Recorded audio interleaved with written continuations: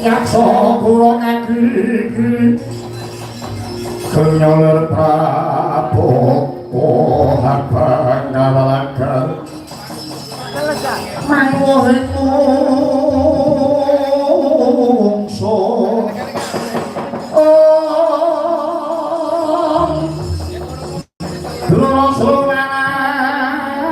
aku yekno sangat mujud Guru anakku yekno sangat mujud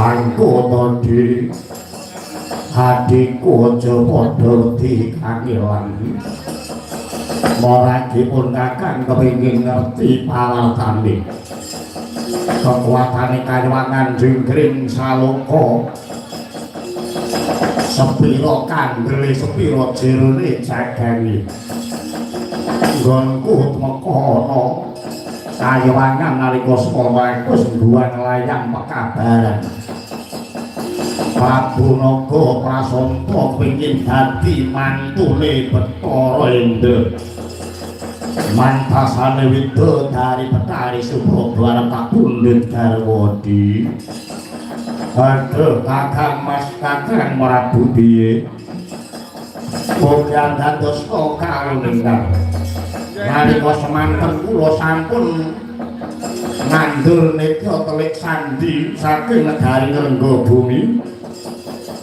ingkang supados tansah ngulataken dhateng kridanipun para Jawata gegayutan kaliyan pengajap berduka. Ya banjur piye iki? Mugi dados kawuningan Kakang Prabu. Ingkang rayi patih Yudha Keti ugi mireng piyambak pawartos menika ya adiku Yudha Keti sing wujud gajah kae ya minangka dadi warankanipun Kakang padha kelawan Sedi. Awak luwih iki. Marake tresna nggonmu pawuran yali. Kakang Prabu mugi andadosna kawuningan para Jawata nalika semanten ajrih dhateng kridanipun para yaksa ingkang saking negari Ngrengga Bumi. Ya terus kepiye apa bakal dilungake Betari Supraba kanthi arih ora nganggo tosing balung lesting kulit. Mboten bab menika. Lah kepiye sakmenika para Jawata nilaraken kalewangan jenggring saloka srana utusan kaliyan Bathari Bathara Drode saperlune